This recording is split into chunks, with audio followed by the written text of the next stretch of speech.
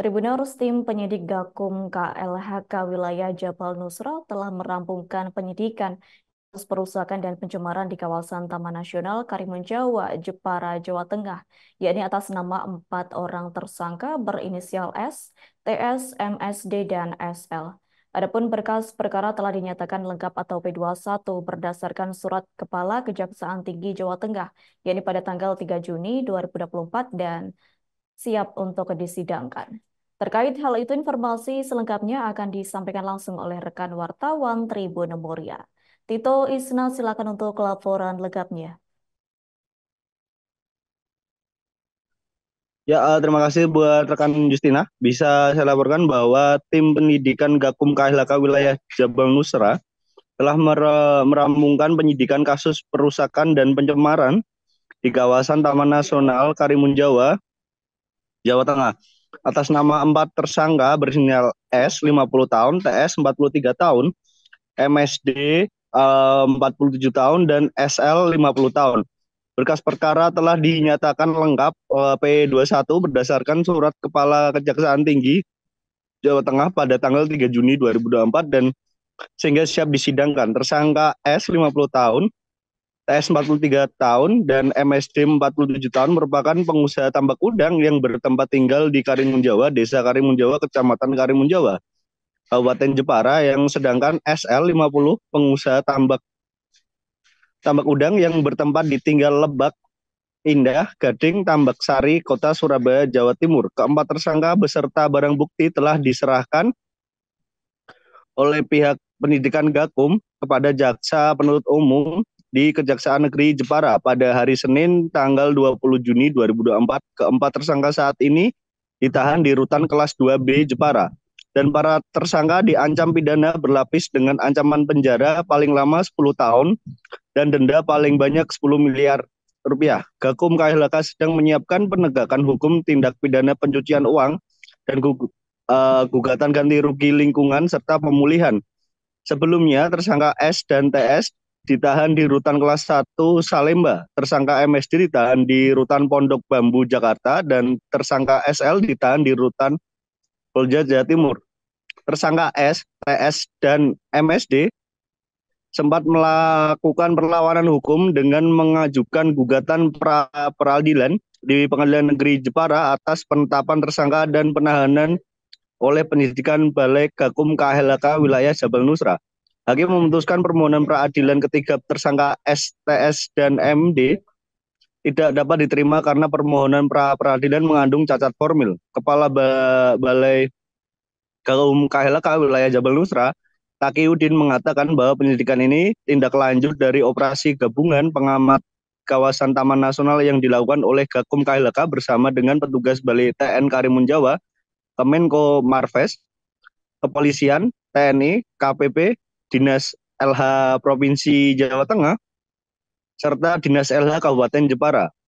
Dan pipa inlet ditemukan pada beberapa blok pada kawasan TN Karimun Jawa, diantaranya di Blok Cikamas, Blok Nyamplungan, Blok Legong Boyo, dan Blok Legong Lele yang semula masuk ke dalam kawasan TN Karimun Jawa.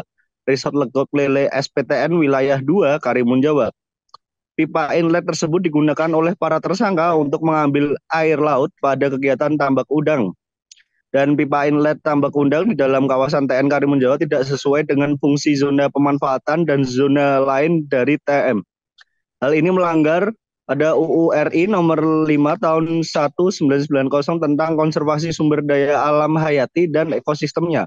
Keberadaan tambak udang tersebut juga diduga menyebabkan kerusakan lingkungan dan pencemaran di perairan Taman Nasional Karimun Jawa, khususnya yang berdekatan dengan lokasi tambak para tersangka.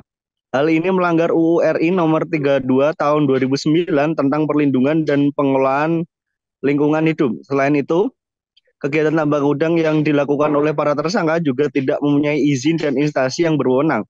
Direktorat Jenderal Penegakan Hukum KLHK Rasio Rido Sani mengatakan bahwa tindakan penegakan hukum akan dilakukan karena pihaknya pengusaha tambak udang sudah diperingati untuk menghentikan kegiatan yang diduga melanggar zona pemanfaatan dan diduga terjadi perusakan dan pencemaran.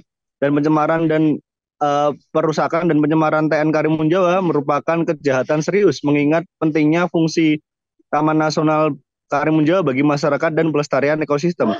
Rasio Sani menambahkan bahwa penyidikan ini melibatkan berbagai ahli bidang pencemaran lingkungan terhubung dari terumbu, karang, dan mangrove. Keempat tersangka diancam hukuman pidana berlapis. Pertama, dugaan tidak pidana konservasi sumber daya alam hayati. Dan sebagai yang dimaksud dalam pasal 40 ayat 2, junto pasal 33 ayat 3, Undang-Undang RI nomor 5 tahun 1090 tentang konservasi sumber daya alam hayati dan ekosistem dengan ancaman pidana penjara paling lama 5 tahun dan denda paling banyak 100 juta. Dan keempat tersangka juga diancam hukuman pidana dugaan tindak pidana pasal 98 ayat 1 Undang-Undang RI nomor 32 tahun 2009 tentang perlindungan dan pengelolaan dengan ancaman pidana penjara paling lama 10 tahun dan denda paling banyak 10 miliar. Dan keempat tersangka ini mencari keuntungan dengan merusak dan mencemari lingkungan dan melanggar hukum sehingga merugikan masyarakat. Jadi serta gugatan perdata, ganti rugi dan pemulihan. Jadi begitu rekan Adila yang bisa laporkan. Baik, terima kasih untuk informasi lengkapnya. Silakan bertugas kembali. Tribuners, wartawan kami telah menghimpun wawancara bersama Direktur Jenderal Penegakan Hukum KLHK, yakni Rasio Ridho Sani. Berikut untuk tayangannya. Berkaitan dengan barang buktinya dan juga tersangkanya. Ada 4 tersangka, yaitu Saudara S, Saudara MSD, Saudara TS, dan Saudara SL. Jadi 4 tersangka yang kita serahkan ya kepada Kejaksaan Negeri Jepara, yaitu 4 tersangka, Saudara S, Saudara S, Saudara S, Saudara TS, dan Saudara MSD serta Saudara SL. Saat itu juga ada barang buktinya berupa pipa untuk barang bukti Saudara S, yaitu 282 batang. Kemudian untuk Saudara TS itu 14 batang. Untuk Saudara MSD itu 146 batang. Dan untuk Saudara SL itu 175 batang. Saya sampaikan kembali, ya, tindakan tegas harus kami lakukan terhadap perusakan Taman Nasional. Download Tribun X sekarang, menghadirkan lokal menjadi Indonesia.